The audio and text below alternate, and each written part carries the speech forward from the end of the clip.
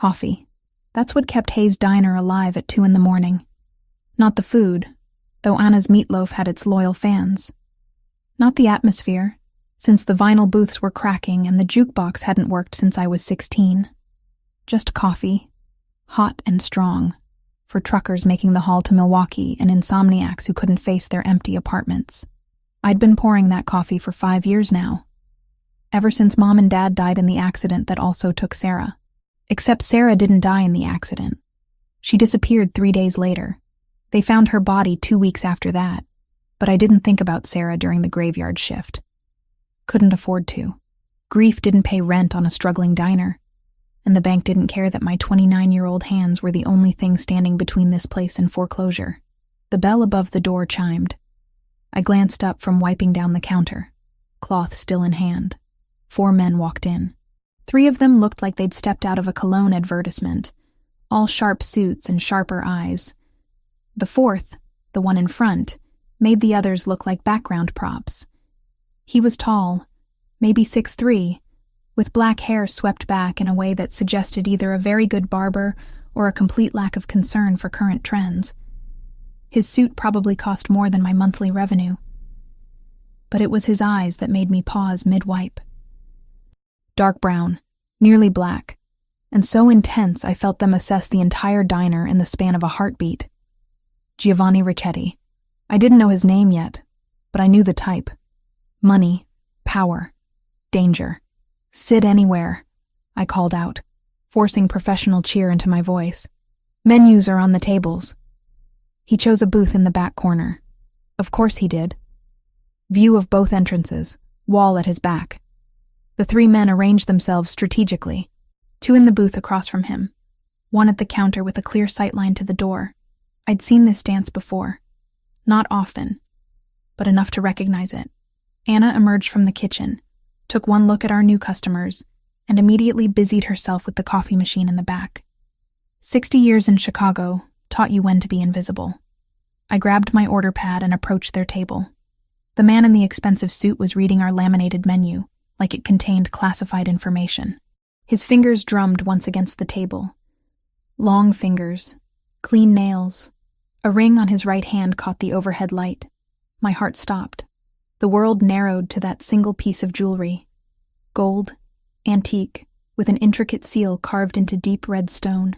Garnets surrounded by what looked like Latin script worn smooth by time. I'd seen that ring before. Held it in my hands.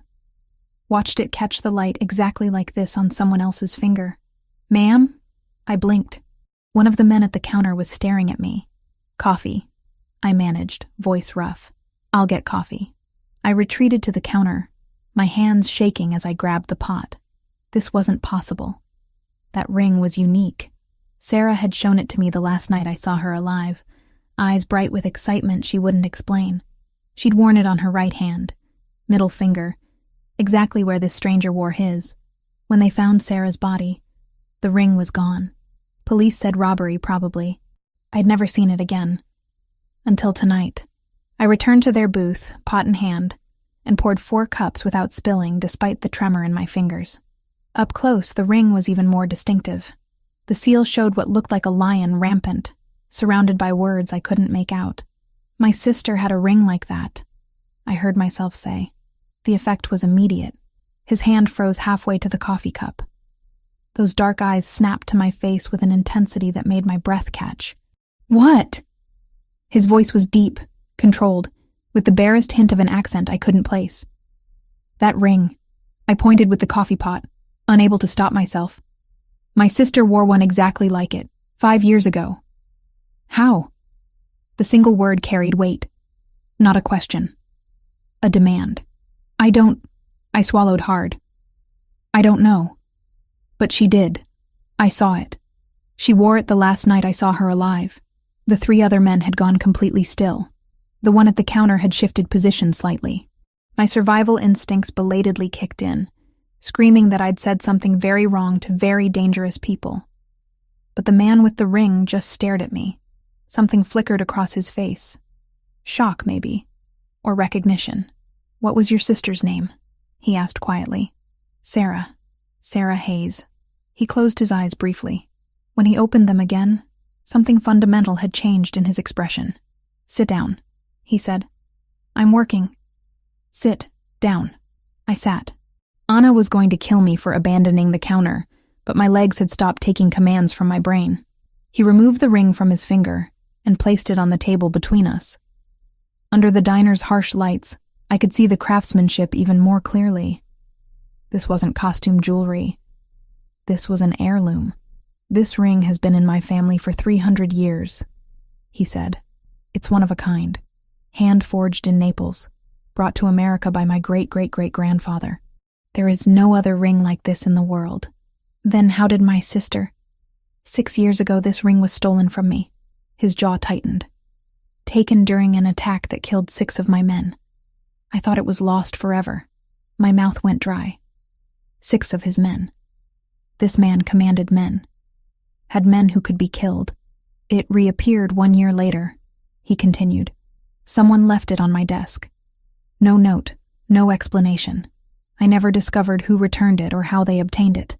The math assembled itself in my mind like puzzle pieces I didn't want to complete. 6 years ago, Sarah would have been 24. 1 year later would be 5 years ago. Weeks before she disappeared, your sister returned my family's ring," he said slowly, realization dawning in his eyes as he spoke. "Somehow she had it. And she gave it back." "Sarah died 5 years ago," I whispered. "They found her body in the river.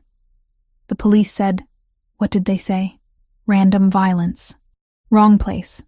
Wrong time." The official story had always felt incomplete. But what could I do?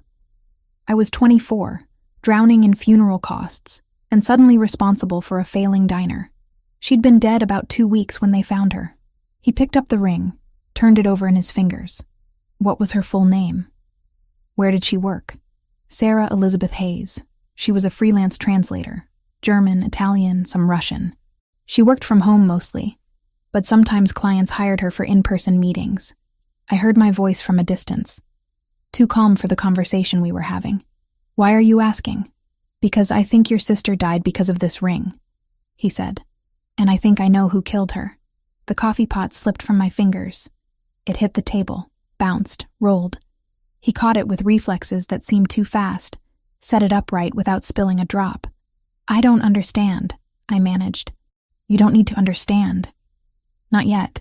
He pulled a card from inside his suit jacket, slid it across the table. Heavy cardstock, embossed. Just a name and a phone number. Giovanni Ricchetti. "But if you want answers about what really happened to your sister, call this number tomorrow, 9 a.m. "Who are you?" His mouth curved slightly. Not quite a smile. "Someone who owes your sister a debt. She returned something precious to my family. The least I can do is tell you why she died for it." He stood. The 3 men stood with him, a synchronized movement that spoke of long practice. He placed $200 bills on the table next to his untouched coffee. "For the coffee and the conversation," he said. "And Miss Hayes?" "Yes?" "Don't talk about this ring to anyone else. For your own safety." They left as quickly as they'd arrived. The bell chimed. The diner fell silent except for the hum of the ancient refrigerator. Anna appeared at my elbow. "You okay, honey?" "I don't know," I admitted. "I really don't know." The card lay on the table. Giovanni Ricchetti, tomorrow, 9 a.m. I picked it up. The paper felt expensive between my fingers. Outside, a black SUV pulled away from the curb, taillights disappearing into Chicago's pre-dawn darkness. Sarah had worn that ring. I knew it with absolute certainty, and now the man who owned it was offering answers I'd spent 5 years trying to find. I tucked the card into my apron pocket. Tomorrow I'd call. I didn't sleep after my shift ended. Just stared at the ceiling of my studio apartment above the diner, watching dawn creep across the water-stained plaster. At 8:55 a.m., I sat on my ancient couch with Giovanni Ricchetti's card in one hand and my phone in the other. The smart thing would be to throw the card away. Pretend last night never happened. Men who traveled with bodyguards and paid $200 for coffee they didn't drink weren't the kind of men who improved your life. But Sarah's face kept appearing in my mind. Not as they'd found her, bloated and pale from 2 weeks in the river, as she'd been that last night. eyes bright with secret excitement. That impossible ring on her finger. I dialed at exactly 9 a.m. He answered on the first ring. Miss Hayes. How did you know it was me? I've been expecting your call. There's a car outside your building. Gray sedan. My driver will bring you somewhere we can talk privately. I moved to the window. Sure enough, a gray sedan idled at the curb. As I watched, the driver's side door opened and a man in a dark suit stepped out. He looked up at my window and nodded once. You've been watching my apartment? I've been ensuring your safety. There's a difference. His voice remained calm, almost gentle. The people who killed your sister may not appreciate you asking questions about her death. My stomach twisted. I haven't told anyone about last night. Good. Keep it that way. Will you come? Every instinct I'd developed growing up in Chicago screamed warnings. But curiosity, grief, and 5 years of unanswered questions drowned them out. Give me 10 minutes. I changed into clean jeans, and the one nice sweater I owned that didn't have coffee stains. The driver said nothing during the 20-minute trip through morning traffic, just drove with the competence of someone who'd done this route 1,000 times. We ended up in a warehouse district I vaguely recognized. Old industrial buildings converted into expensive lofts. The kind of neighborhood that gentrified 5 years ago and now hosted artisanal coffee shops next to former meatpacking plants. The driver pulled into an underground garage beneath one of the cleaner buildings. Giovanni waited by a private elevator, dressed more casually than last night. Dark slacks, white shirt with the sleeves rolled to his elbows, the ring back on his finger. Thank you for trusting me, he said. I don't trust you. I want answers. Something that might have been respect flickered across his face. Fair enough. This way. The elevator required a keycard. We rode up in silence. When the doors opened, they revealed not an apartment, but an office. File cabinets lined one wall. A massive desk dominated the center, flanked by computer monitors. Maps of Chicago covered another wall, marked with pins and colored strings like something from a crime drama. Welcome to the archives, Giovanni said. Everything my family has done in this city for the past 40 years is documented here, including the night 6 years ago when we were attacked and this ring was stolen. He moved to one of the file cabinets, pulled out a thick folder, and spread its contents across the desk. Police reports, autopsy photos, surveillance footage stills. I recognized the images before he said anything. Blood, bodies, violence documented in stark black and white. June 14th, 6 years ago. 2:30 a.m. His finger traced across a map. Warehouse on South Racine Avenue. My men were moving legitimate cargo, textiles imported from Italy. A rival organization ambushed us. 6 dead. Millions in property damage. And this ring, stolen from my hand during the chaos. I forced myself to look at the photos. The warehouse in the images was gutted, scorched. Who attacked you? The O'Sullivan family. Irish mob out of Boston, trying to establish Chicago territory. His jaw tightened. Their leader, Connor O'Sullivan, has spent the past 6 years attempting to destroy everything my family built. It became personal after that night. His son died in the attack. You killed his son? He tried to kill me first. I defended myself. Giovanni's voice carried no apology. Connor has never forgiven that. The war between our families intensified after June 14th, which is why I need you to look at something. He pulled up a map on one of the computer screens. Red pins marked one location, blue pins another. The red pin is the warehouse where we were attacked. Where does that look to you? I leaned closer. South Racine Avenue. The surrounding streets triggered recognition. That's near Bridgeport. Sarah had an apartment there when she first graduated college. She moved about 5 years ago, but my breath caught. She worked from a shared office space 2 blocks from that warehouse. I know. He pulled up another file. Bank statements with Sarah's name on them. Your sister occasionally translated documents for various businesses, including some that contracted with my family's import operations. She likely never knew who the actual clients were. We use layers of legitimate companies. You investigated my sister? I investigated everyone who might have had access to that warehouse the night of the attack. Your sister's name came up because she'd worked in the area. He paused.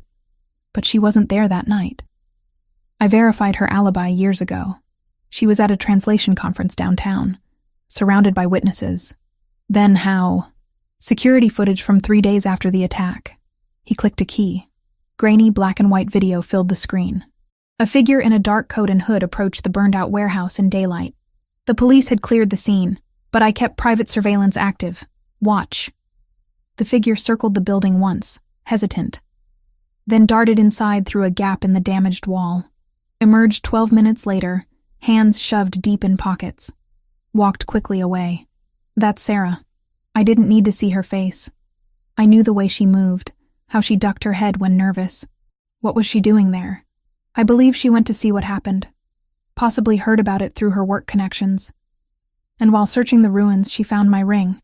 He paused the video on a frame where Sarah glanced back at the warehouse. Even in the grainy footage, I could see fear on her face. She took it, maybe planning to turn it into police, maybe just because it was valuable.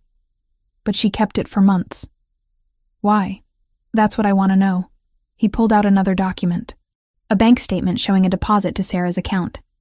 $5,000, dated 4.5 years ago, 1 month before she died. This deposit has no clear source. Around the same time, my ring reappeared on my desk with no explanation. I think Sarah returned it anonymously and someone paid her for something. Information, maybe. The pieces were assembling into a picture I didn't like.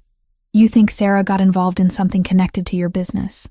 I think she found that ring and realized what it meant. That she'd stumbled into something dangerous. His voice softened slightly. Your sister wasn't a criminal, Miss Hayes. But she was curious and brave. Possibly too brave. Someone noticed her. The O'Sullivans? That's my theory. But I need to verify it. He closed the files. Which means investigating your sister's death more thoroughly than I did 6 years ago. The police report listed her death as random violence. Body found in the Chicago River near Goose Island. Cause of death drowning. Evidence of assault. Case went cold within 3 months. I read the report 100 times. My throat felt tight. They said she'd been in the water about 2 weeks. That she probably died the same night she disappeared.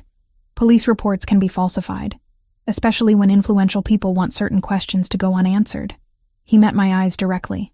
I have contacts who can access the real autopsy report. The one that didn't get sanitized for public consumption. But if I start digging, people will notice, including whoever killed Sarah. You're saying looking into this puts me in danger. I'm saying it puts both of us in danger. But I owe your sister a debt. She returned something precious to my family when she could have sold it or thrown it in the river. That means something. He picked up the ring, turned it slowly. I want to know why she died. I want the people responsible to answer for it. But I need to know you're willing to accept the risks. I thought about Sarah. Smart, careful Sarah who spoke 4 languages and dreamed of working for the UN. Sarah who died alone and afraid in a river while I was sleeping peacefully above the diner. What do you need from me? Everything you remember about her last few months. People she mentioned, places she went, anything unusual. He pulled out a clean notebook. And I need you to accept protection. If someone realizes you're Sarah's sister and that you're investigating, they might act. Protection meaning what? A driver. Someone watching your apartment and the diner. Nothing intrusive. He paused. Nothing you'll notice unless you look for it. And in exchange, I find out what really happened to your sister. I make sure whoever killed her faces consequences. His voice hardened. I keep you alive while we get answers. I should have walked away. Should have called the police. Gotten a lawyer. Done anything except trust a man who casually discussed falsified police reports and private surveillance. But the police had failed Sarah. The official investigation had led nowhere. And Giovanni Ricchetti, whatever else he was, had resources I didn't. Okay, I heard myself say. Tell me what you need to know. He opened the notebook. Start with the last time you saw her alive. So I did. I told him about Sarah's excitement that final night. The ring on her finger that she'd laughed off when I asked about it. About the translation conference she'd attended 2 days later. About how she'd seemed distracted, kept checking her phone, mentioned meeting a client about a big project. Giovanni took notes in precise handwriting, asked clarifying questions, cross-referenced details with files on his computer. By the time I'd finished, 3 hours had passed. This client she mentioned, he said slowly. Did she say what language? Russian, I think. She'd been studying it more seriously that year. Something dark crossed his face. Connor O'Sullivan has connections to Russian organized crime. If Sarah was translating for them, even unknowingly, he didn't finish the sentence. He didn't need to. Outside, afternoon sun slanted through the windows.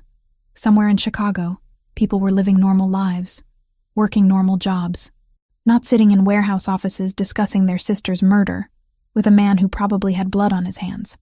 "I'll have answers within 48 hours, Giovanni said. "My driver will take you home. Don't discuss this with anyone, not even your employee, Anna. The less people know, the safer everyone stays." And then what? Then we decide what to do with the truth. He stood, extended his hand. "Thank you for trusting me with this, Miss Hayes." His handshake was firm, warm. I noticed calluses on his palm, rougher than I'd expected from a man in expensive suits. Evidence of work I probably didn't want to know about. The driver took me home in silence. As we pulled up to the diner, I saw Anna through the window, prepping for dinner service. My normal life. Still waiting. But normal had ended the moment I saw that ring. I climbed the stairs to my apartment and found an envelope on my door. No markings. Just thick paper folded once. Inside, a single sentence in block letters. "Stop digging where you don't belong." My hands shook as I pulled out my phone and dialed Giovanni's number. He answered immediately. "What happened?" "Someone left a message on my door. A threat. I'm sending security now. Don't leave your apartment." His voice had gone cold. "We're out of time. Whoever killed Sarah knows you're asking questions." The line went dead. I locked my door and sat on the couch, that threatening note on the coffee table. 48 hours, Giovanni had said. But I had a feeling we'd run out of time much faster than that. Security arrived in the form of a man named Sergio.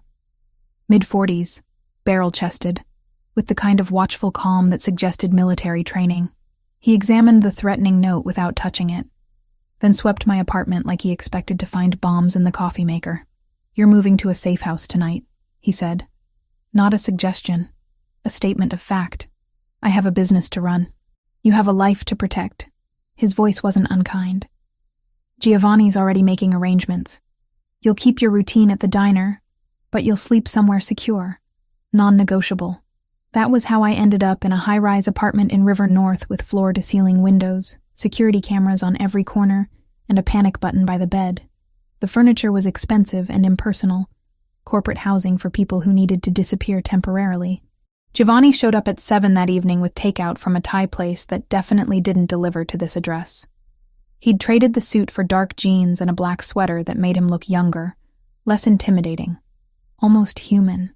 "I brought pad thai," he said, setting containers on the granite counter. "Sergio said you hadn't eaten since this morning." Sergio talks a lot for someone who barely says 3 words. He takes his job seriously. You should be grateful. Giovanni pulled out plates from cabinets he somehow knew the location of. "This building is owned by one of my legitimate companies. Only 4 people know you're here. You're safe. Until I'm not." I opened a container. The smell made my stomach growl, betraying how scared I actually was. That note means someone's been watching me. How long have they known about Sarah and the ring? I don't know yet. But I have information. He pulled out his phone, swiped to a photograph. "The police report on your sister's death was sanitized, as I suspected. But I accessed the original autopsy through a contact at the medical examiner's office. Sarah didn't drown Natalie. She was dead before she entered the water." Hearing my first name from him felt strange. Intimate. I focused on the food instead of the sudden tightness in my chest. How? Blunt force trauma to the head, then a single gunshot to the heart. He paused. "The method is specific. It's a signature used by O'Sullivan enforcers. A calling card for people who betray them. Sarah never betrayed anyone. She possessed information about their operations, even if she didn't realize it. That made her a liability." He set the phone down carefully. "The police covered it up because Connor O'Sullivan owns half the cops in 3 precincts. An unsolved drowning raises fewer questions than an execution-style murder tied to organized crime." I set down my fork. "So Sarah translated something for them, found out what it meant, and they killed her for it. That's my theory. The $5,000 deposit in her account was probably payment for a translation job that went wrong. She saw too much, Understood too much. His jaw tightened. Connor doesn't leave loose ends. Why return your ring then? If she was so scared, why risk contacting anyone connected to this world? Because your sister was smart. She knew the ring marked her as someone who'd been at my warehouse after the attack. If O'Sullivan found out she had it, they'd assume she was working for me. Returning it anonymously was self-preservation. He leaned back against the counter. But it wasn't enough. They found her anyway. I pushed the food away. Appetite gone. You said Connor's son died in that warehouse attack 6 years ago. That he's been waging war against you ever since. His son, Patrick, was 23. Ambitious. Reckless. He organized the attack without Connor's direct approval. Trying to prove himself. Giovanni's voice carried old bitterness. Patrick drew on me first. I had 3 seconds to decide if I wanted to live or die. I chose to live. And Connor blames you. Connor blames everyone except his son. For 6 years, he's attacked my businesses, my people, my family. He's a man consumed by grief and rage, which makes him extremely dangerous. He met my eyes. If he discovers you're Sarah's sister and that you're investigating her death with my help, he'll kill you to hurt me, just like he killed her. The apartment's heating system hummed softly. Outside, Chicago glittered with evening lights. People living normal lives, going to normal dinners, watching normal television. I should be terrified, I said slowly. I should run, but all I feel is angry. Anger is useful if you channel it correctly. How do you channel it? You've been fighting this war for 6 years. Something vulnerable flickered across his face. Not well. Not until recently.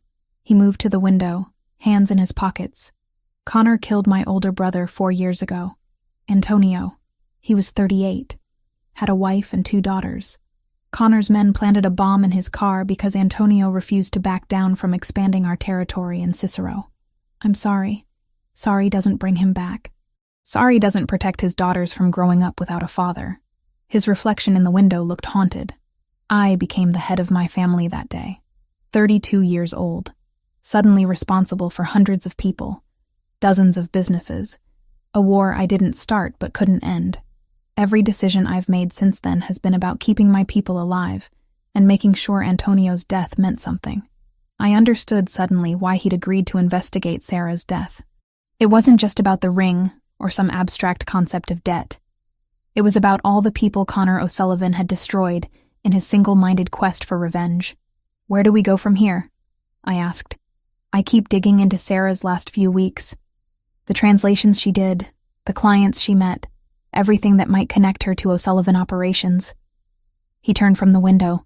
You stay here or at the diner, always with security. No deviations, no risks. Connor will make a move soon. The threatening note proves he knows you're involved. We need to be ready. And then? Then we decide if we're going to the authorities or handling this ourselves. His expression hardened. I prefer the latter. But I'm trying to be better than my instincts. For what it's worth. We ate in silence after that.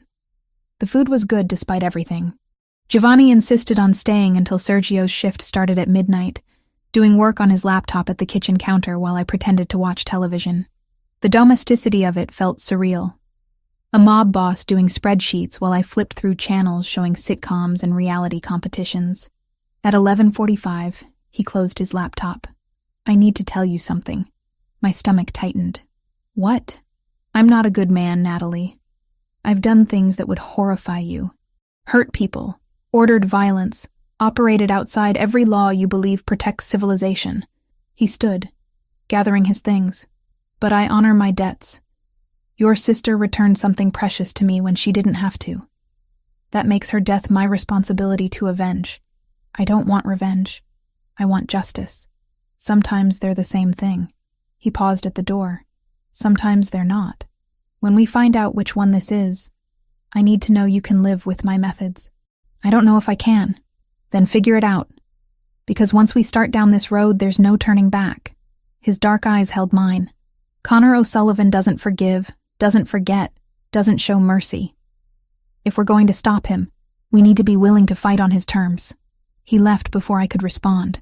Sergio arrived 5 minutes later, taking up position in the building's lobby with a clear view of all entrances. I stood at those floor-to-ceiling windows, looking down at Chicago's nighttime landscape.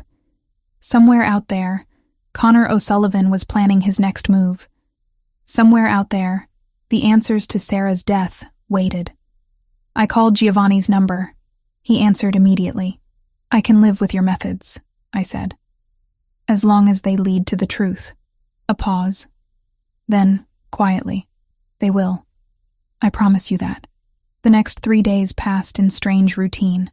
I worked my shifts at the diner with a security detail positioned discreetly at the counter. Sergio or one of his team drove me between the safe house and work. Giovanni visited every evening with food and updates.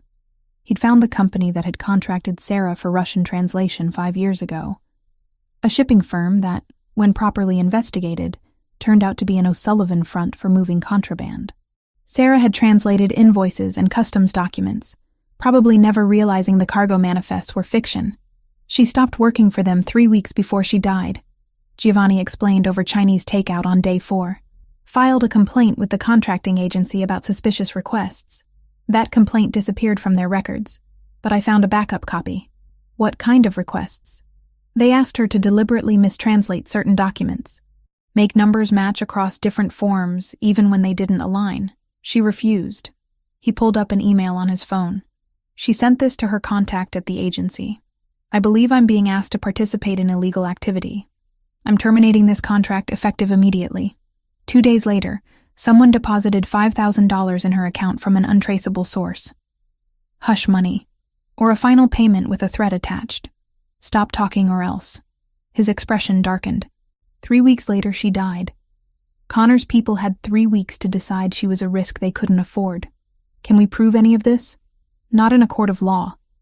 But I don't need a court. He met my eyes. "I need you to decide what kind of justice you want. Legal or final."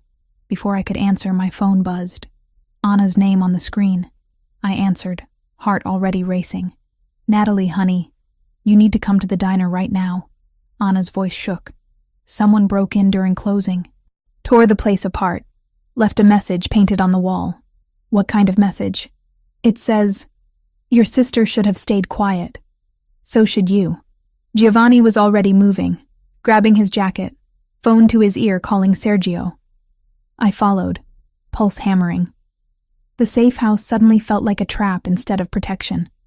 Connor O'Sullivan had just declared open war, and somewhere in the back of my mind, beneath the fear and anger, a small voice whispered what I already knew. I couldn't live with walking away. Not anymore. Not when Sarah's death finally meant something more than an unsolved file in a cold case database. Giovanni's hand found mine as we rode the elevator down. His grip was steady, warm, anchoring. "We end this," he said quietly. "Together. Whatever it takes." I squeezed his hand back. "Whatever it takes." The diner looked like a crime scene.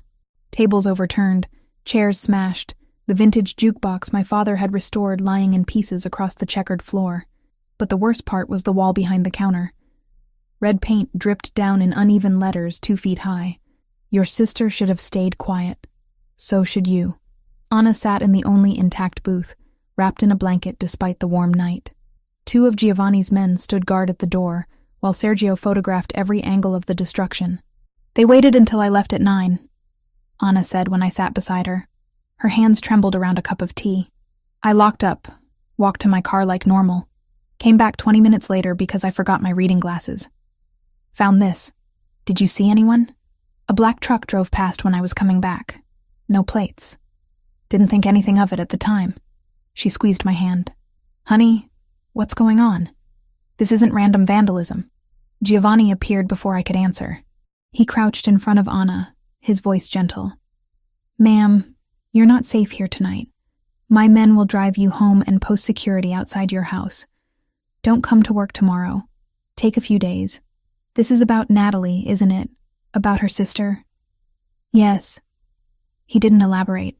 Didn't offer explanations Anna hadn't asked for. "I'm going to fix this, but I need you somewhere protected while I do." Anna looked at me. I nodded. She left with 2 security guards, still wrapped in that blanket. And suddenly the diner felt enormous and empty. Giovanni stood in the center of the destruction, slowly turning in a circle. They're escalating. The note on your door was a warning. This is a promise. A promise of what? That they'll destroy everything you care about until you stop asking questions. He pulled out his phone, took his own photographs. Connor's getting nervous. He wouldn't risk this kind of exposure unless he felt cornered. Good. Let him feel cornered. I grabbed a broom from the supply closet, started sweeping broken glass. The repetitive motion helped channel the rage burning through my chest. Natalie, stop. I'm cleaning my diner. You're in shock. He took the broom from my hands, set it aside. This isn't something you fix with cleaning supplies.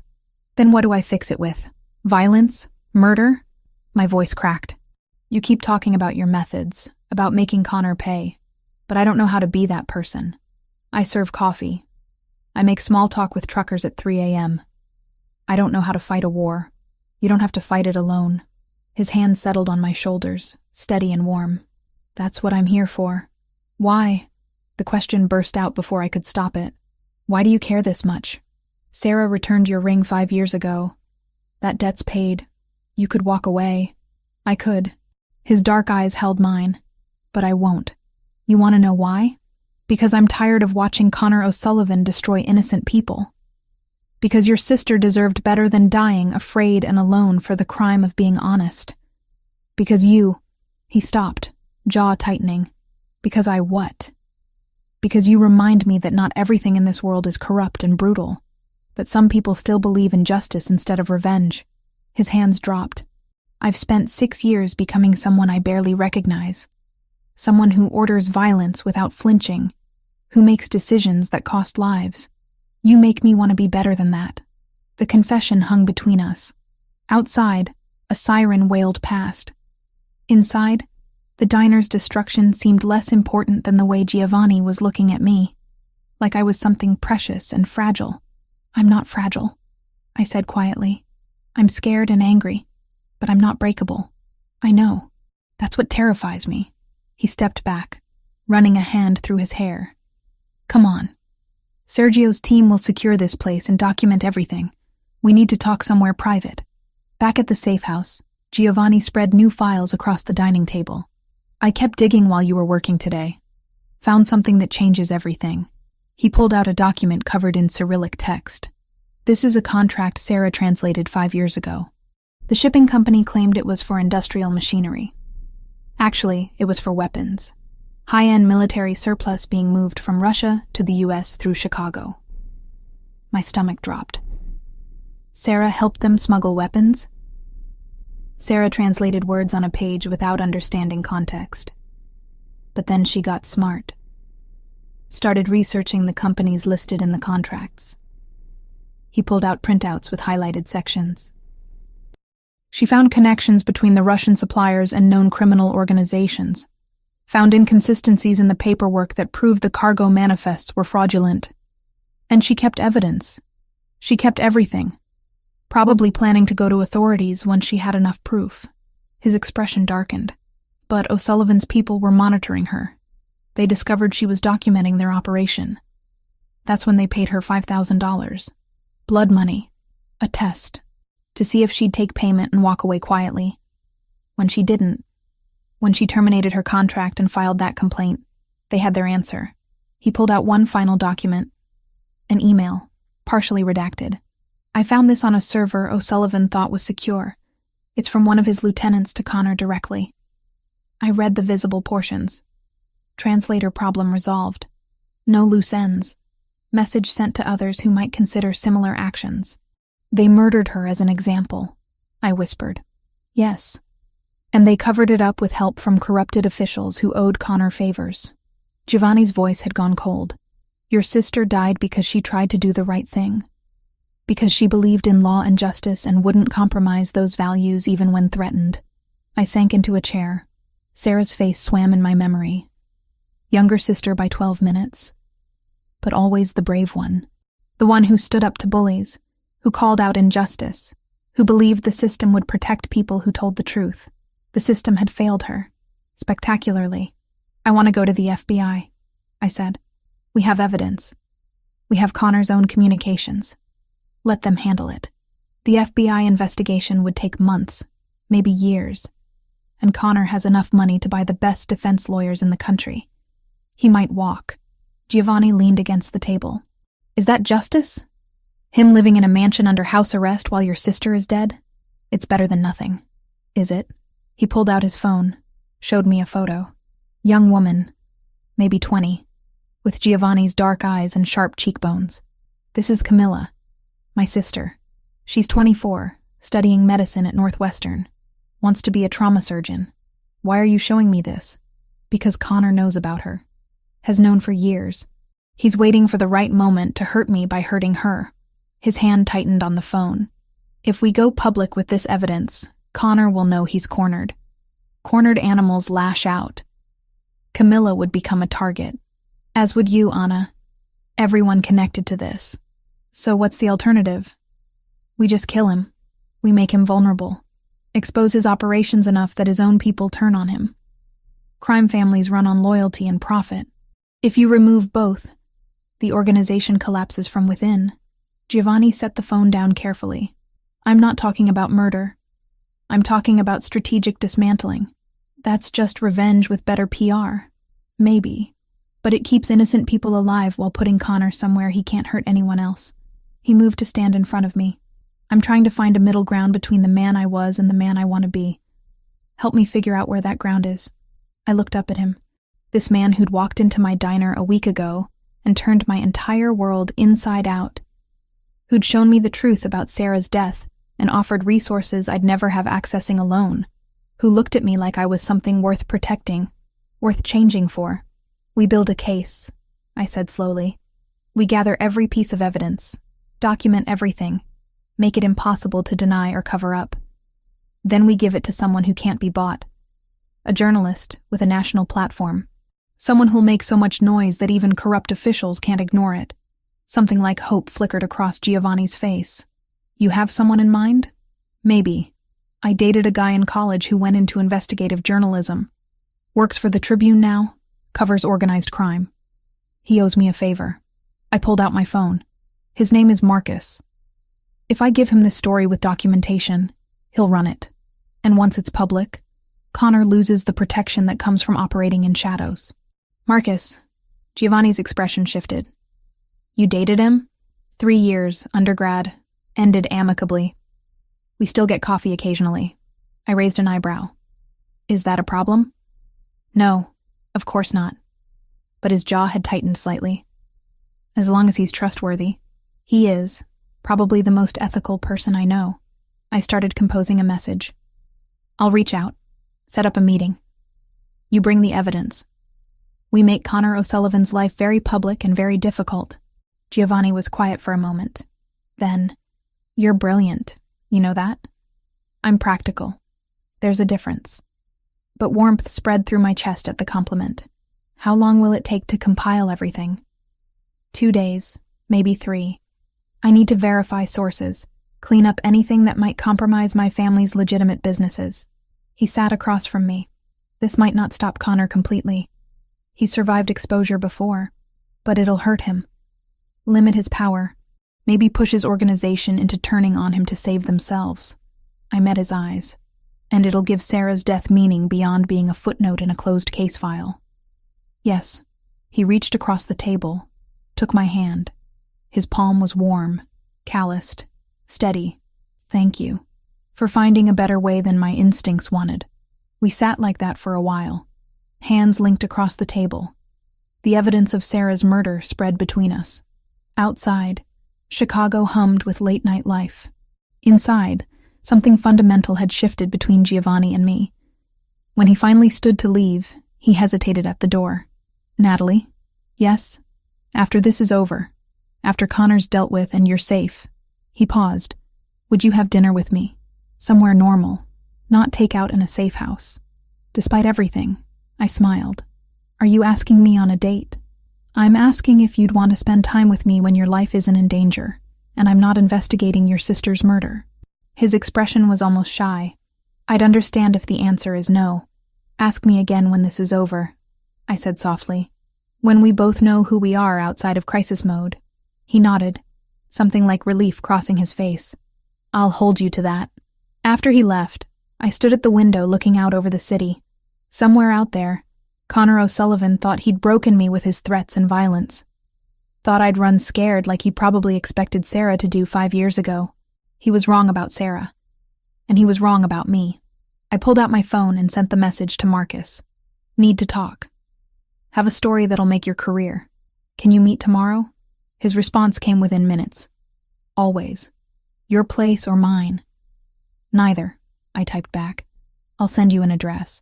Whatever came next, Sarah would finally have justice, and Connor O'Sullivan would learn that some people don't scare quietly. Marcus arrived at the archive office with a leather messenger bag and the same wire-rimmed glasses he'd worn in college. He hugged me briefly, then looked around the space with undisguised curiosity. When you said you had a story, I didn't expect corporate espionage headquarters.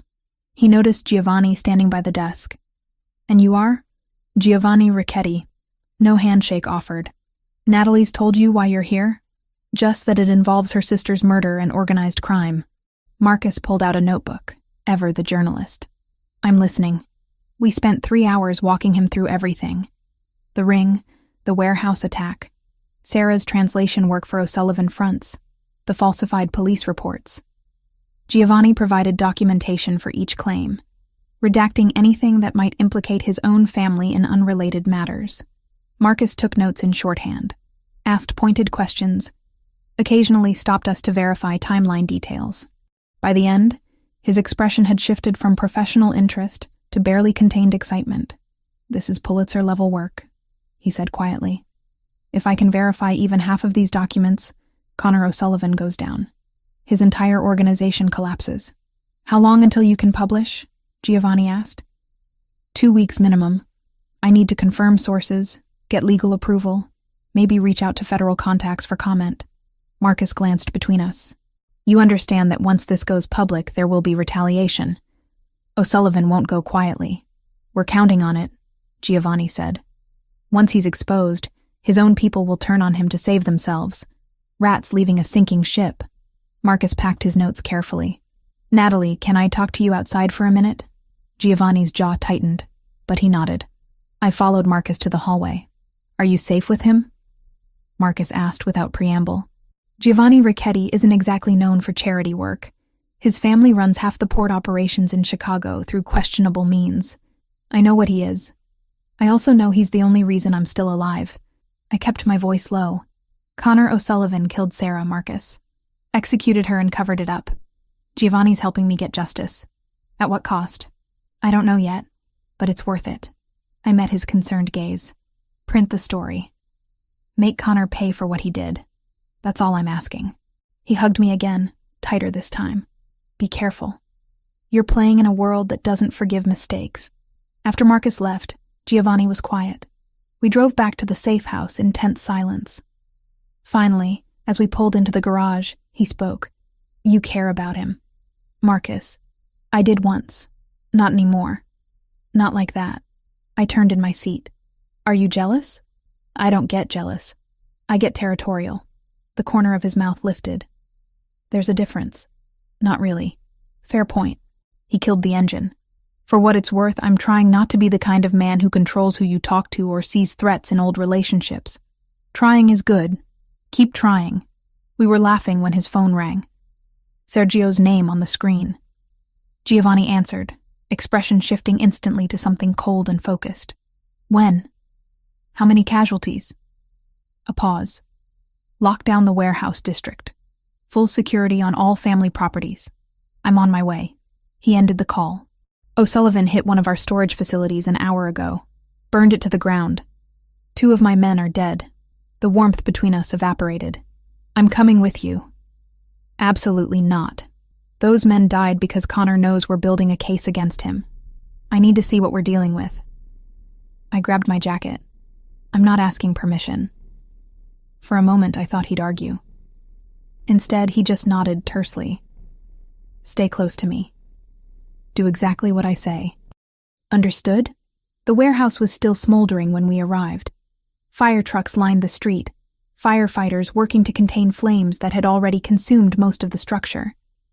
Police cars blocked traffic, officers taking statements from witnesses who probably saw nothing useful. Giovanni's men stood in a tight cluster away from official attention.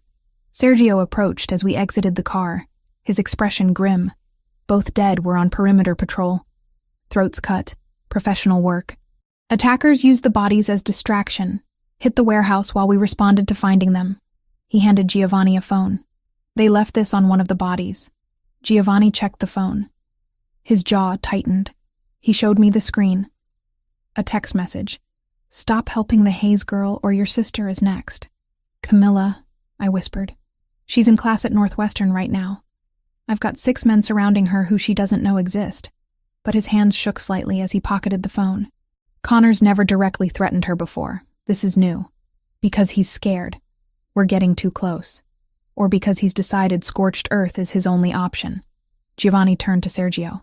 "Pull everyone back to defendable positions. Family properties only. Nothing exposed. And get Camilla to the estate. I don't care if she has exams.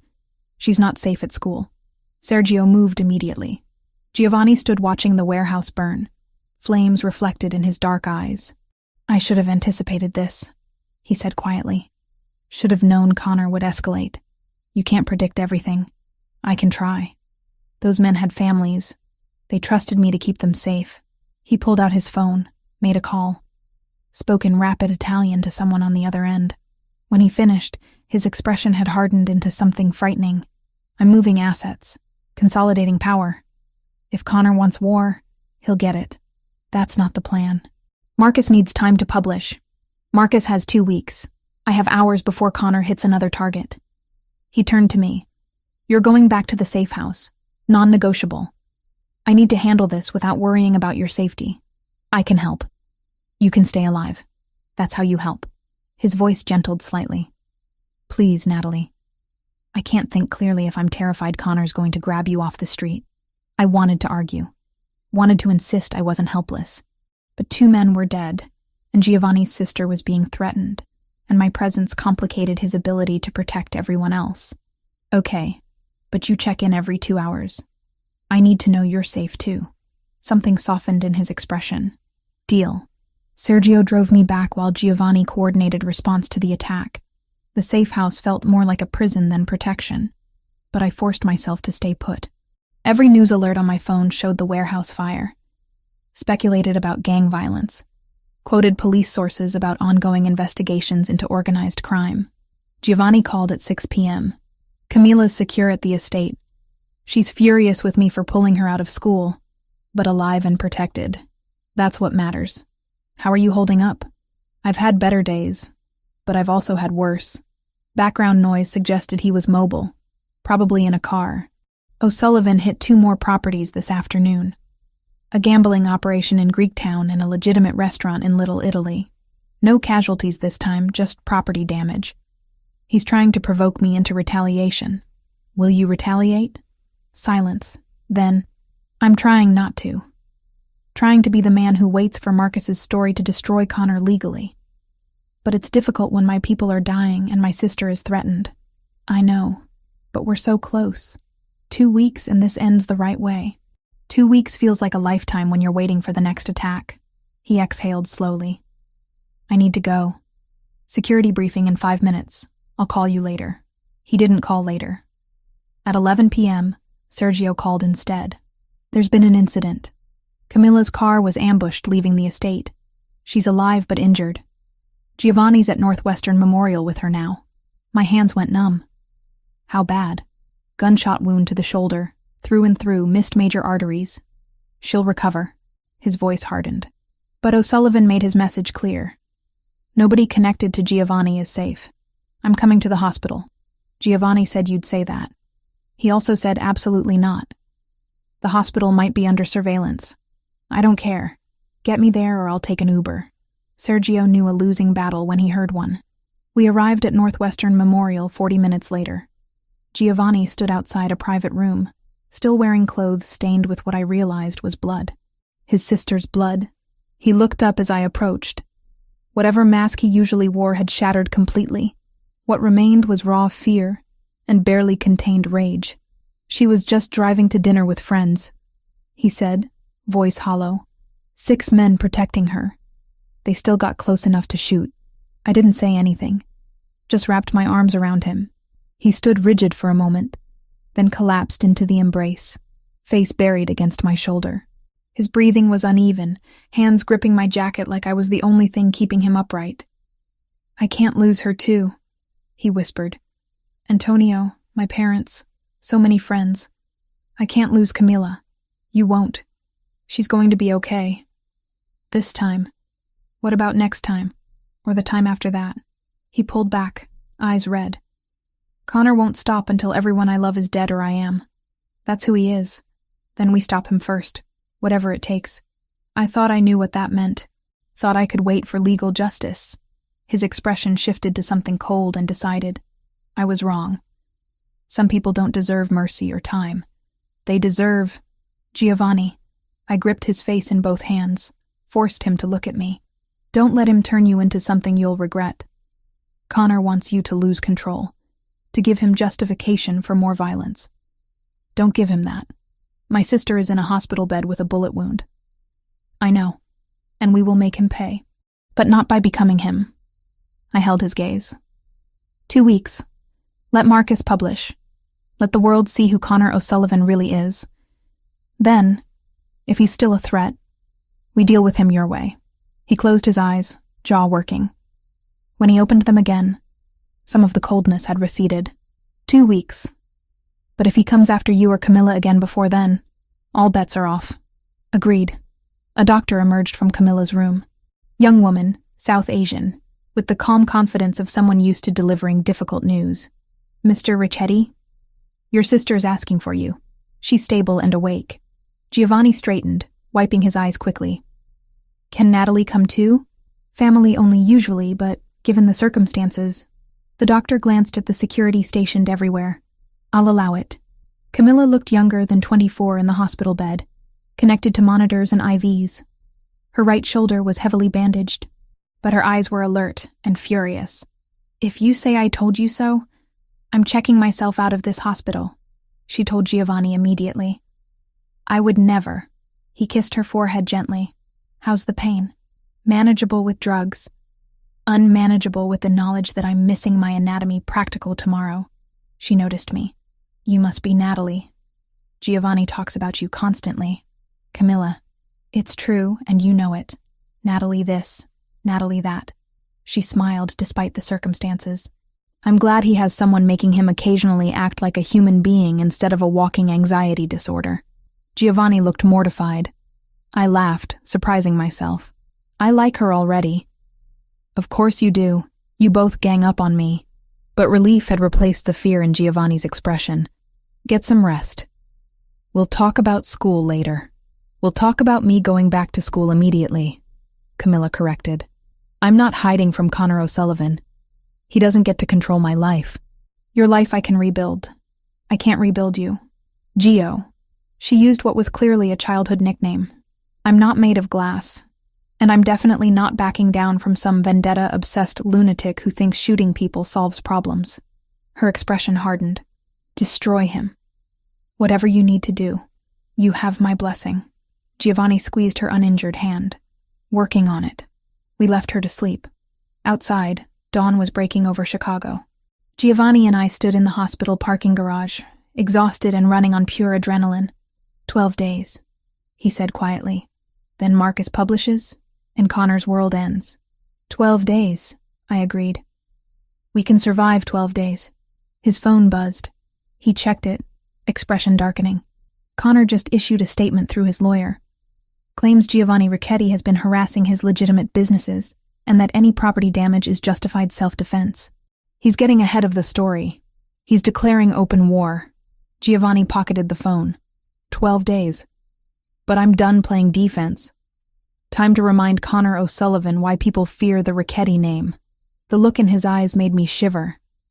Not from fear of him, but from recognition of what was coming. The gloves were off. The rules had changed. And Connor O'Sullivan had just made the biggest mistake of his life by going after Giovanni's sister. I spent 3 days at the safe house watching Giovanni transform into someone I barely recognized. He left before dawn and returned after midnight. Clothes rumpled, eyes hollow. The few times we spoke, his voice carried an edge that hadn't been there before. "We're bleeding resources," he told me on day 3, pouring whiskey he didn't drink. "Connor's hitting supply lines, bribing my contacts, turning minor associates against me. By the time Marcus publishes, I might not have an organization left to protect. So we speed up the timeline. Marcus needs another 9 days minimum. Then we find another way to hurt Connor. Something that doesn't involve waiting." I closed my laptop where I'd been researching Connor's known associates. There has to be a weakness we can exploit. Giovanni sat heavily on the couch. His accountant, Thomas Riley, handles all the money laundering through legitimate fronts. If we could flip him, then we'd have direct testimony plus financial records. I pulled up a file. I've been looking into Riley. He's got a family, wife, 2 kids in private school. No criminal record before he started working for Connor. Meaning he's not loyal to the life, he's loyal to the paycheck. Giovanni leaned forward, some energy returning to his voice. If we offer protection and immunity, he might take it. How do we approach him without Connor knowing? We don't. I do. He pulled out his phone. Sergio's been tracking Riley's movements. He picks up his daughter from ballet every Thursday at 6 p.m. Tomorrow's Thursday. That's not enough time to plan properly. It's all the time we have. Connor's closing in. Either we act now or we lose the advantage. He stood, already making calls. "I'll handle the approach. You stay here where it's safe." "No." He paused mid-dial. "What?" "No, I'm coming with you." I stood to face him. Riley's not going to trust a mob boss showing up at his daughter's ballet class, but a woman? Someone who looks normal and unthreatening? That's different. Absolutely not. If something goes wrong, you'll need someone who can talk to civilians without terrifying them. I crossed my arms. I've spent 5 years serving coffee to every kind of person in Chicago. I know how to read people, how to make them comfortable. You need me for this. His jaw tightened. For a moment I thought he'd refuse outright. Then he exhaled slowly. "You stay in the car unless I signal otherwise. You don't approach unless I clear it. And if shooting starts, you run. Understood?" "Understood." Thursday afternoon found us parked outside a dance studio in Oak Park. Affluent neighborhood, tree-lined streets, the kind of place where soccer moms and organized crime accountants coexisted without overlap. Thomas Riley arrived at 5:55 p.m. in a sensible Volvo. Mid-40s, thinning hair, wire-rimmed glasses. He looked like a CPA, which technically he was. Just one who specialized in making blood money look legitimate. He goes in, waits in the lobby, brings his daughter out at 6:30. Sergio said from the driver's seat. "Security's light. Connor doesn't consider him a target. Because Connor thinks Riley's too scared to flip." Giovanni watched the studio entrance. "Let's test that theory." At 6:15, Giovanni nodded to me. We exited the car and walked into the studio's lobby like normal parents. Other families milled around, chatting about recitals and carpools. Riley sat alone in the corner, scrolling his phone. Giovanni approached while I hung back slightly, trying to look casual. Riley glanced up, did a double take, and went pale. "Mr. Ricchetti." His voice barely carried. "I don't know what you think." "Relax, Thomas. I'm not here to threaten you." Giovanni sat in the adjacent chair, posture deliberately unthreatening. "I'm here to offer you a way out. I don't know what you're talking about. You've been laundering money for Connor O'Sullivan for 6 years. You know exactly what I'm talking about." Giovanni kept his voice low. "You also know that Connor's organization is collapsing. Federal investigation, media exposure, internal fractures. When it falls, everyone goes down with it. Including you." Riley's hands trembled slightly. "I can't help you. Connor would kill my family. Connor's going to be in federal custody within 2 weeks. But I can protect your family now." Giovanni pulled out a card. "That's the direct line to an FBI agent who specializes in organized crime. She's expecting your call. Full immunity in exchange for testimony and financial records." "You're insane. Connor has people everywhere." "Had people everywhere. Most of them are currently reconsidering their loyalty." Giovanni leaned closer. "Your daughter's name is Emma. She's 8. Takes ballet on Thursdays, soccer on Saturdays. Your wife Eva teaches 3rd grade at Oak Park Elementary. Your son Michael is 6, obsessed with dinosaurs. Riley went white. Are you threatening them? I'm demonstrating that I know how to find them if I wanted to. So does Connor. Giovanni's voice hardened. The difference is, I'm offering protection before the walls close in. Connor will throw you to the feds to save himself the moment things get ugly. You know I'm right. Before Riley could respond, a young girl in a pink leotard emerged from the studio. Daddy! Riley stood automatically, forcing a smile. Hey, sweetheart. Good class? This was my cue. I approached with practiced warmth. Your daughter is adorable. How long has she been dancing? Riley blinked at me, confused by the shift. 2 years? My sister used to dance. I kept my voice gentle, conversational. She loved it, said it made her feel free. I paused, let the past tense register. She died 5 years ago. A man named Connor O'Sullivan had her killed because she knew too much about his business operations. Riley's expression shifted to horrified understanding. Her name was Sarah Hayes. She was a translator, worked for Connor without realizing what she was really translating. I held his gaze. When she figured it out and tried to walk away, Connor murdered her. Made it look like random violence. I didn't know. I know you didn't. But you know now. I pulled out a second card. This one with my number. Giovanni's offering you immunity and protection. I'm offering you the chance to make sure men like Connor don't kill anyone else's sister. Your choice, Mr. Riley. But choose fast. We left him standing there, his daughter chattering about arabesques, the cards in his shaking hands. Back in the car, Giovanni was quiet. Finally, that was effective. That was honest. I buckled my seatbelt. Will he call? If he's smart, yes. If he's loyal to Connor, he'll warn him we approached. Sergio pulled into traffic. Either way, we'll know within hours. We knew within minutes. Sergio's phone rang. He listened. Then, Riley just called the FBI agent. He's turning state's evidence. Wants protection for his family immediately. Giovanni's expression transformed. How fast can we extract them? Agents are en route now. They'll be in protective custody within the hour. Sergio glanced in the rearview mirror. This changes everything. With Riley's testimony and records, we don't need to wait for Marcus's story. We can move now. No. Giovanni pulled out his own phone. We let Marcus publish as planned. Maximum exposure. But we use Riley's information to coordinate federal raids on Connor's operations simultaneously. Hit him legally and publicly at the same moment. He started making calls, coordinating with contacts I didn't ask about. By the time we reached the safe house, a plan was forming. Marcus would publish in 8 days. The day before publication, federal agents would raid every O'Sullivan property Riley's records identified. Freeze accounts, seize assets, arrest key personnel. When the story broke, Connor would already be cornered. He'll retaliate before then, I said as Giovanni outlined the timeline. Once he realizes Riley's gone, he'll know something's wrong. Let him. We're ready for war now. Giovanni pulled up a tactical map on his laptop. All family assets secured, personnel in defendable positions. If Connor wants to hit us, he'll lose more than he gains. The next 3 days were tense waiting. Riley provided hundreds of pages of financial documents from a FBI safe house. Marcus coordinated with federal prosecutors to align his publication with the raids. Giovanni fortified his territory like a general preparing for siege. On day 6, Connor made his move.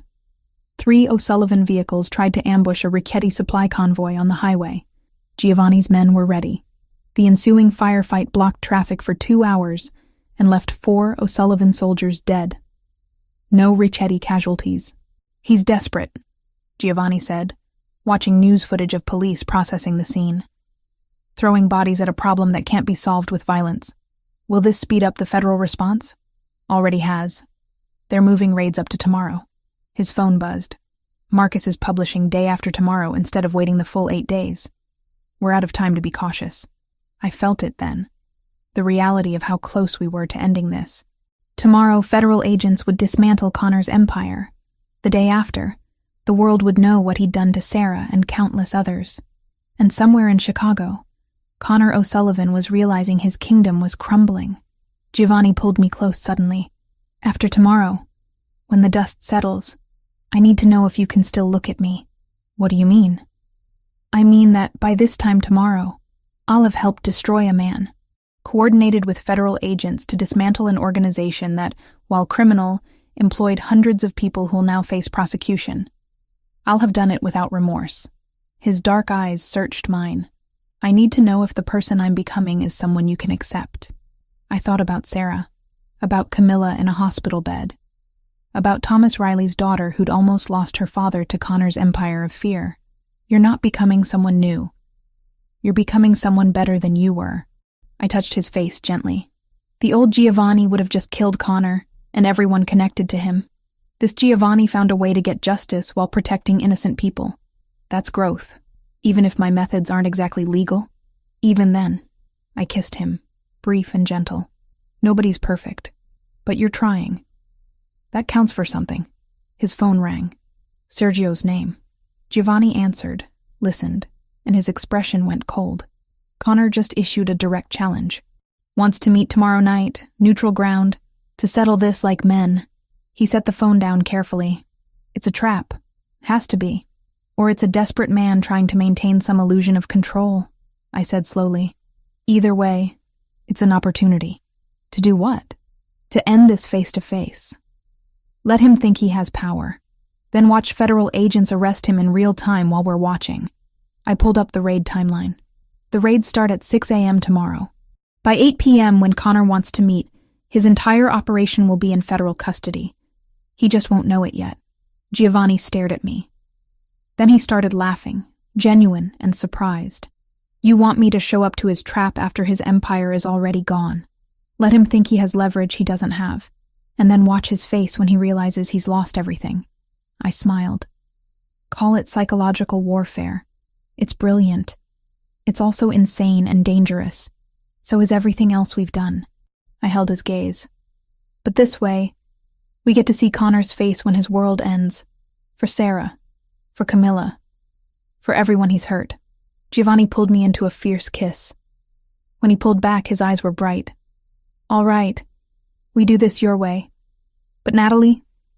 Yes? If anything goes wrong tomorrow, if there's even a hint of danger, you run. Promise me. I promise. But even as I said it, I knew the truth. I was done running. Done being the person who let dangerous men dictate terms. Tomorrow, Connor O'Sullivan's reign would end, and I was going to make sure I was there to watch it fall. The federal raids began at 6:02 a.m. I watched them unfold on news feeds from the safe house, coffee growing cold in my hands. Agents in tactical gear swarming warehouses, offices, residential properties. Helicopters circling. Reporters scrambling to cover breaking news about the largest organized crime bust in Chicago history. Giovanni stood at the window, phone pressed to his ear, coordinating with contacts across the city. How many arrests so far? Pause. Good. And the accounts? Another pause. Frozen. All of them. Excellent.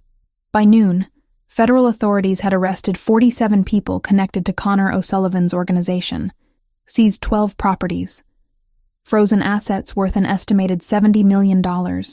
Connor himself remained at large, but his empire was burning. Marcus's story went live at 2 p.m. I read it 3 times, throat tight. He'd documented everything. Sarah's murder, the falsified police reports, the weapons trafficking, the money laundering, quotes from federal prosecutors, statements from Thomas Riley about the systematic corruption, photos of documents proving Connor's involvement, and at the center of it all, Sarah, her picture from college graduation, bright-eyed and optimistic, the story Marcus told about her courage, her integrity, her death. She would have liked this, I said quietly, seeing her name attached to something that mattered. Giovanni read over my shoulder. She got justice. That's what matters. His phone rang. He checked the screen, expression hardening. It's Connor. He answered on speaker. Connor O'Sullivan's voice came through rough and barely controlled. You destroyed everything. My businesses, my people, my legacy. You destroyed yourself. I just helped speed the process. Giovanni's voice carried no sympathy. We still meeting tonight? Or are you too busy running from federal warrants? Oh, we're meeting. 8 p.m., the old steel mill on Goose Island. You remember it, Richetti? Where you killed my son? Where your son tried to kill me and failed. Giovanni's jaw tightened. I'll be there. But understand this, Connor. You lost. This meeting changes nothing. We'll see about that. The line went dead. I looked at Giovanni. The steel mill is where Patrick died 6 years ago, where this all started. He set the phone down carefully. Connor wants closure on his terms. One final confrontation where he gets to play the aggrieved father. It's definitely a trap. Absolutely. Which is why I'm bringing 30 men and enough firepower to start a small war. He pulled me close. You're staying here.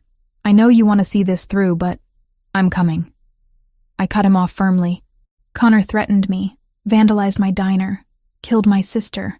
I deserve to see this end. Natalie, you once told me I wasn't fragile. Prove you meant it. I held his gaze. I'm not asking to be in the line of fire, but I'm asking to be there.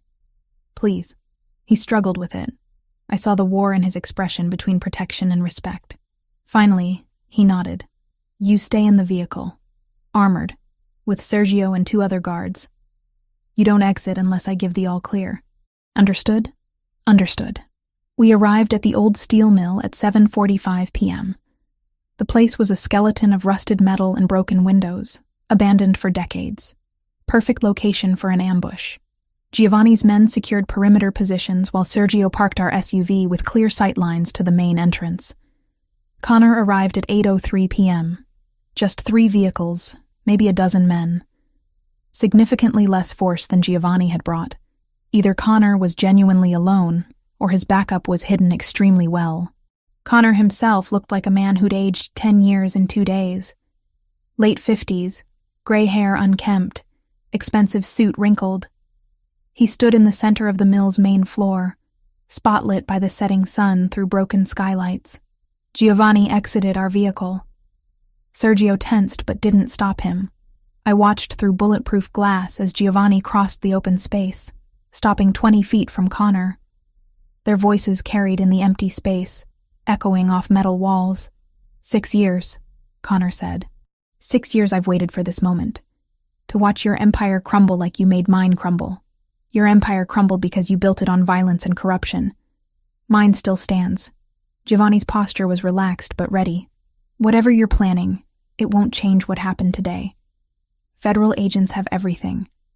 Riley gave them everything. Riley was always weak. Just like you're weak. Connor's voice shook. You took my son from me. My only child. Do you understand what that's like? Watching your legacy die? Your son tried to murder me. I defended myself. Giovanni's voice hardened. And for 6 years, you've responded by killing innocent people. Including a 24-year-old translator who just wanted to do honest work. Sarah Hayes. Connor laughed bitterly. She stuck her nose where it didn't belong. Just like you. Just like everyone who's ever crossed me. I couldn't stay silent anymore. I opened the vehicle door despite Sergio's protest. Sarah was my sister. My voice rang out across the empty space. Both men turned. She was brilliant and kind, and she died because of you. Connor's expression twisted. The waitress.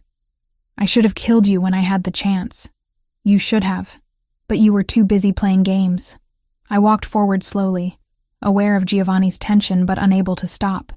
You wanted revenge so badly that you destroyed yourself getting it. Now you have nothing. No organization, no money, no future except prison. I have this. Connor pulled a gun from his jacket. Everything happened in seconds. Giovanni moved toward me. Connor's arm came up, and I saw it. The red laser dot on Connor's chest from somewhere in the rafters. A sniper Giovanni had positioned hours ago.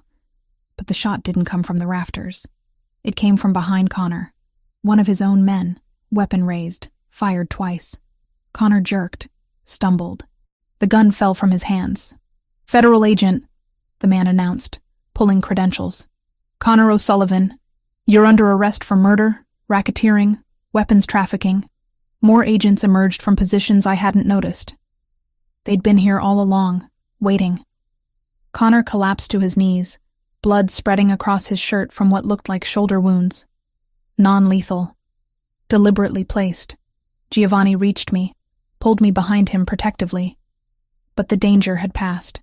Agents swarmed Connor, weapons trained, reading him his rights as he bled and swore. "You set this up," I said quietly to Giovanni. "You knew the feds would be here. I suggested it might be a good place to arrest him safely, away from civilians." Giovanni kept his eyes on Connor. "I wanted you to see him caught, but I also wanted to make sure nobody else died tonight. This way, everyone goes home." Connor was screaming now, about lawyers and rights and corruption. The agents hauled him to his feet, wounds already bandaged by a tactical medic. As they dragged him past us toward waiting vehicles, his eyes locked on Giovanni. "This isn't over. I'll find a way. It's over." Giovanni's voice was final. "You lost. Your organization is dismantled. Your assets are seized. Your people turned on you to save themselves. You'll spend the rest of your life in a federal prison wondering where it all went wrong." He paused. "The answer, by the way, is that night 6 years ago when you raised your son to think violence solved problems. He learned from the best, and it got him killed. That's on you, Connor. Not me." Connor tried to lunge forward. The agents restrained him easily, dragging him away, still screaming threats. We watched until the vehicles disappeared, leaving only the shell of the old steel mill and the setting sun. "It's done," Giovanni said quietly. "Really done. Yes." I leaned against him, exhausted. What happens now? Now the legal system handles Connor. He'll face trial, probably get life imprisonment given everything Riley and others are testifying to. Giovanni turned to face me. "And we figure out what life looks like without a war hanging over us." 3 months passed before life resembled anything close to normal. The federal trials dominated news cycles. Connor was convicted on 17 counts and sentenced to life without parole. His remaining organization fractured completely, absorbed by other families or dismantled by authorities. Giovanni kept his word about restructuring. He promoted new leadership for the family's remaining questionable operations, while investing heavily in legitimate businesses. Still a Ricchetti, still powerful, but less exposed, more strategic. I reopened Hayes' Diner with insurance money and a generous loan from Giovanni that I insisted on repaying with interest. He'd offered to just buy the building and gift it to me. I'd threatened to break up with him if he tried. "We're dating now," he'd asked, amused. "If you're going to be in my life, we're doing it properly, which means I keep my independence and you respect it." He'd agreed. Had been agreeing to everything I asked for 3 months. It should have felt like victory. Instead, it felt like building something real. Anna returned to work once the danger passed, though she kept a baseball bat behind the counter now. "Just in case," she'd said with a wink. Camilla recovered fully and went back to school. She visited the diner occasionally, always ordering pie and telling embarrassing stories about Giovanni's childhood. I liked her immensely. On a Tuesday afternoon in early spring, I locked the diner door after lunch rush to find a small box on the counter. Inside, Giovanni's family ring, the one that started everything. A note accompanied it. "This belongs with Sarah now. Will you come with me to finally let it go?" I called him. "Where are you?" "Downstairs, if you're willing." He was leaning against his car, hands in pockets, looking uncertain in a way I'd never seen him. I held up the box. "You're sure?" "I'm sure. Sarah earned it. And maybe if we leave it with her, we can both move forward." We drove to the cemetery where Sarah was buried. I'd paid for a better headstone with my share of reward money from the federal case. Sarah Elizabeth Hayes, beloved sister. She stood for truth. Giovanni knelt, placed the ring on the grave. "I'm sorry we never met properly. Sorry my world touched yours and destroyed it. But your sister made me want to be better. Thank you for that." I added flowers I'd brought, wild roses, Sarah's favorite. "You'd like him, I think. Eventually, after you finished yelling at him for getting you killed." Giovanni smiled slightly. Would she have yelled? Absolutely. Sarah never met an authority figure she didn't question. I touched the headstone gently. But she also believed in second chances, in people changing. You would have annoyed each other and then become friends. We stood in silence for a while. Finally, Giovanni took my hand. "I need to ask you something." "Okay. Move in with me." Not the safe house. My actual home. The one I haven't shown you yet because I was terrified you'd hate it and hate me by extension. The words came quickly, nervous. I know it's fast. I know we agreed to take things slow. But I wake up every morning wanting to see you and go to sleep every night wishing you were there. I'm tired of slow. I want to build a life with you. My heart hammered. What kind of life? Whatever kind you want. I'll commute to the diner every morning for coffee if that's what it takes. I'll learn to make small talk with truckers. I'll become the most boring, legitimate businessman Chicago's ever seen. He squeezed my hand. I just want to do it with you. I thought about Sarah. About the life she'd wanted. Full of adventure and purpose and love. About how she'd died pursuing truth and justice. About how she'd want me to be happy. Show me this house first, I said. And we negotiate terms. I'm not giving up my independence or the diner. Wouldn't dream of asking you to. And you keep transforming those questionable operations into legitimate ones. Already in progress. And you introduce me to your entire family as your girlfriend. Not just some woman you're protecting. He pulled me close, eyes bright. I'll take out a billboard if you want. Giovanni Ricchetti is hopelessly in love with Natalie Hayes and she tolerates him for reasons he doesn't understand. I don't tolerate you. I paused. Took a breath. I love you. Even though you're complicated and dangerous and you paid $200 for coffee you didn't drink. I love you too. Even though you're stubborn and reckless and you threatened to break up with me over a business loan.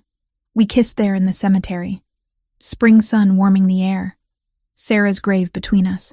When we pulled apart, I could have sworn I felt her approval. Sarah had always wanted me to take risks. To live fully. To love fearlessly. I was finally doing all three. Giovanni's house turned out to be a converted brownstone in Lincoln Park. Historic, beautiful, and surprisingly cozy, despite the security system that could probably withstand a military assault. I moved in 2 weeks later with Anna's blessing and Camilla's enthusiastic help. The diner thrived. Giovanni showed up most mornings for coffee, charming the regulars and occasionally washing dishes when we were short-staffed. It was domestic and strange and perfect. 3 months after moving in, I found a positive pregnancy test in my bathroom. Giovanni found me sitting on the bedroom floor, test in hand, tears streaming down my face. Natalie, what's wrong? He crouched beside me, saw the test, and went completely still. I'm pregnant. The words felt surreal. I'm pregnant, and I don't know if I'm terrified or excited or both. He pulled me into his arms and I realized he was shaking. I'm definitely both. Maybe more terrified than excited. Possibly panicking. He pulled back to look at me. Are you okay? Do you want this? I think so. I mean, yes. But Giovanni, we're bringing a child into your world. The world where people get shot and organizations war with each other. How do we make it safe? Safer than it was. His hands cupped my face gently. I've spent 3 months restructuring everything to minimize risk. We'll do more. Whatever it takes to give this child a life where danger isn't normal. You promise? I promise. On Sarah's memory. On everything I am. He kissed my forehead. We'll figure it out together. And somehow I believed him. Not because the world was safe, or because danger had disappeared, but because Giovanni was trying. Because we were building something better than what came before. Sarah would have approved of that too. Giovanni's reaction to the pregnancy evolved through distinct stages. First came the terror. He'd wake at 3 a.m. reading parenting books, making lists of potential threats, researching the safest neighborhoods in Chicago. I'd find him calculating blast radiuses from the brownstone to various potential targets. You're spiraling, I told him at 4 a.m. one night, taking the notebook full of security protocols from his hands. Our daughter doesn't need a fortress. She needs a father who sleeps occasionally. Daughter? His voice cracked slightly. You think it's a girl? I know it's a girl. Mother's intuition. I pressed his hand to my barely there bump. And she needs you functional, not paranoid. The terror gradually transformed into something softer. He started attending every prenatal appointment, asking questions that made the obstetrician smile. He painted the nursery himself, refusing to let workers he didn't personally vet into our home. He talked to my stomach when he thought I was asleep. making promises about the life he'd give her. But the biggest change came 4 months into the pregnancy when I delivered my ultimatum. We were having dinner at the Brownstone, Sergio and Camilla joining us for pasta night that had become weekly tradition. Giovanni was explaining a new business venture, something about shipping logistics, when I set down my fork. I need you to step back from operations. Completely. The table went silent. Giovanni stared at me. What? The questionable parts of your business. The things that happen in shadows. I need you out of them before this baby is born. I kept my voice steady. I can't raise a child wondering if her father is going to come home. If federal agents will show up at her school because someone decided to flip on you. If rivals will target her to get to you. Natalie. I've already restructured. It's not enough. You're still connected. Still making decisions that could backfire. I met his eyes. I'm not asking you to walk away from being a Richetti. I'm asking you to transition fully into legitimate business and let someone else handle what's left of the illegal operations. Camilla spoke up quietly. She's right, Gio. You've been talking about getting out for years. You just needed a reason. My reason is sitting across from me carrying my child. Giovanni's jaw worked. But if I step back completely, I leave a power vacuum. Someone has to lead the family. Promote someone you trust. Someone younger who's not trying to build a different life. I reached across the table for his hand. Antonio would want this for you. He'd want you to have the choice he never got. Giovanni was quiet for a long moment. When he spoke, his voice was rough.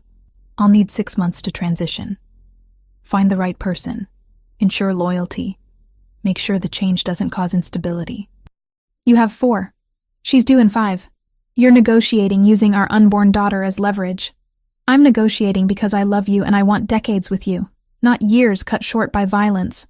I squeezed his hand. Choose us. Please. He chose us. The next 4 months were chaos.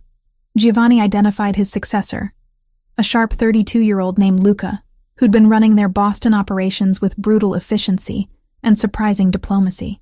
The transition was announced to family leadership at a meeting I didn't attend, but heard about later. Some resistance, some relief. Universal respect for Giovanni's decision. They think you're going soft, Camilla told me over coffee at the diner. I told them you're actually the scariest person any of us know because you made Giovanni Richetti choose family over power. I didn't make him do anything. I just gave him permission to want something different. That's what makes it scary. She grinned. Also, I'm absolutely going to spoil this baby outrageously. Fair warning. By month 7, Giovanni's involvement in anything questionable had reduced to occasional advisory calls with Luca. He threw himself into legitimate ventures instead, expanding the family's import business, investing in real estate, even exploring tech startups. It was strange watching him transform into someone who attended city council meetings and charity galas. You look good in a tuxedo, I told him at a fundraiser for the children's hospital. Very respectable mob boss turned philanthropist. Former mob boss. Present tense philanthropist who's completely out of his depth at these events. He tugged at his bow tie. How do you talk to these people? They're terrifying. They're rich donors. You've negotiated with actual criminals. Criminals are more straightforward. They tell you what they want. These people talk in circles about quarterly projections and impact metrics. He spotted Camilla across the room, waved. Your sister is better at this than I am. Camilla's better at everything social. That's why she'll be an excellent doctor. I rubbed my very pregnant belly. Are you ready for this? Really ready? For fatherhood? No, absolutely not. I'm terrified I'll break her or raise her wrong or fail to protect her from everything. He placed his hand over mine on my stomach. But I'm trying to be ready. That has to count for something. It counted for everything. Our daughter arrived on a Tuesday in October, 3 weeks early, and with enough drama to announce her Richetti heritage. 20 hours of labor. Giovanni nearly passing out twice. Camilla in scrubs because she'd convinced the hospital to let her observe as part of her medical training. Anna waiting in the lobby with half the diner's regular customers who'd somehow heard the news. When the nurse finally placed a screaming, red-faced baby in my arms, I understood immediately why people did irrational things for their children, why Giovanni had walked away from power, why Sarah had tried to fight corruption despite the danger. She's perfect, Giovanni whispered, fingers gentle on her tiny hand. What do we name her? We'd discussed this for months without reaching consensus. But looking at her now, the answer was obvious. Sophia, after your mother. I touched her dark hair, already thick, and Sarah as a middle name. Sophia Sarah Ricchetti. Giovanni's eyes went bright. You're sure? I'm sure. Your mother deserves to be remembered. And Sarah, my throat tightened. Sarah deserves to be part of the good that came from all of this. He kissed my forehead, then Sophia's. Thank you. For her. For everything. The first month of parenthood was chaos. Sophia had her father's intensity and my stubborn refusal to sleep on any predictable schedule. Giovanni approached fatherhood like a military operation. Spreadsheets tracking feeding times and diaper changes. Research about developmental milestones. Baby-proofing that would have impressed security consultants. You can't bubble wrap the entire house, I told him at 2 a.m. while nursing Sophia. She needs to be able to live. She can live in a safe environment. There's a difference. But he was smiling when he said it, exhaustion and joy mixing in equal measure. By month 3, we'd found a rhythm. Giovanni handled morning duties so I could sleep after overnight feedings. I took afternoons while he worked on legitimate business from a home office. Camilla visited twice a week, teaching us things from her medical training. Anna insisted on babysitting every Sunday so we could have date nights. You two need adult time, Anna declared, already cooing at Sophia. Go, eat food that requires utensils. Have conversations about something other than diapers. Those date nights became sacred. Sometimes we went somewhere fancy, remembering who we'd been before parenthood consumed us. More often, we just walked along the lakefront, talking about everything and nothing. About Sarah and how she'd have loved being an aunt. About Giovanni's brother Antonio, and the nephew he'd never get to meet. About building lives that honored the people we'd lost. Do you miss it? I asked one evening as we watched sunset over Lake Michigan. The power, the respect that came from fear, all of it? Giovanni considered carefully. Sometimes. Usually when Sophia cries for 2 hours straight and I can't fix it. Then I think about how being a mob boss didn't prepare me for fatherhood at all. He pulled me closer. But then she smiles at me or falls asleep on my chest, and I realize this is better. Harder, but better. No regrets? Only that I didn't find you sooner. That Sarah had to die for us to meet. His voice went quiet. I'd change that if I could. Take a different path that didn't cost her life. I know. But we can't change the past. We can only honor it. I leaned against him. Sarah would like knowing her death meant something. That Connor's in prison. That you chose a different life. She'd probably also yell at me for getting you involved in my world at all. Definitely. Then she'd demand to babysit Sophia every weekend. I smiled through sudden tears. I miss her. Every day. I know. He held me while I cried. Something I'd done periodically since Sophia's birth. Grief mixed with joy. Loss mixed with love. The complicated reality of building happiness from tragedy. 6 months after Sophia's birth, I returned to the diner part-time. Giovanni had offered to hire full-time staff, so I wouldn't have to work, but I'd refused. The diner was mine. My connection to my parents, to Sarah, to the life I'd built before everything changed. I wasn't giving it up. So Giovanni learned to operate the espresso machine. Camilla covered occasional shifts. Anna remained the backbone of the operation. And I brought Sophia with me sometimes, letting her sleep in a bassinet behind the counter while I poured coffee for truckers and regulars who'd known my family for decades.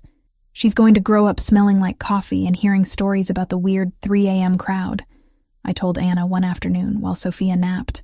Sounds like a good childhood to me. Anna adjusted Sophia's blanket gently. Your parents would be proud, honey. Of this place, of how you survived everything, of that beautiful baby. And Sarah? Sarah would be beside herself with joy. Probably spoiling Sophia rotten and teaching her Italian curse words to horrify Giovanni. Anna smiled. But mostly she'd be proud you found love in spite of everything. That you chose to be happy.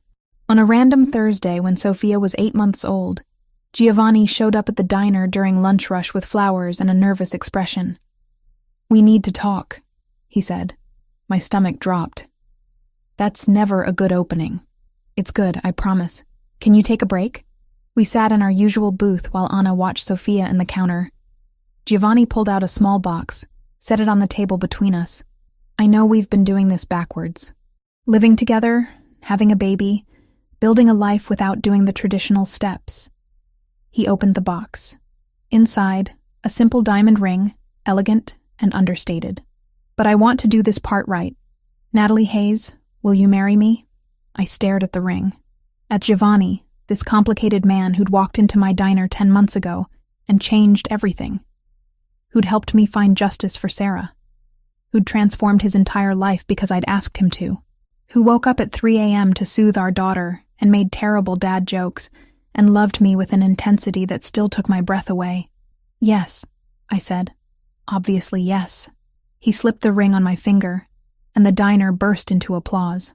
I turned to find Anna crying, several regulars grinning, and Sergio, who I hadn't noticed, enter, looking suspiciously emotional. "You planned this," I accused Giovanni. "I wanted witnesses, people who'd hold us to it." He kissed me gently. Also, Anna threatened to ban me from the diner if I didn't propose properly with flowers and everything. "I absolutely did," Anna called from behind the counter.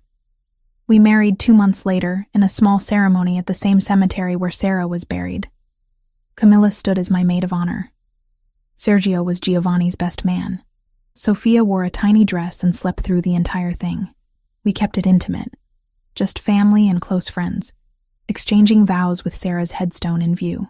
"I take thee, Giovanni Ricchetti, former criminal mastermind, current legitimate businessman, forever Sophia's terrified but devoted father," I said when it was my turn. Laughter rippled through our small gathering. "To have and to hold, even when you're ridiculous about baby-proofing.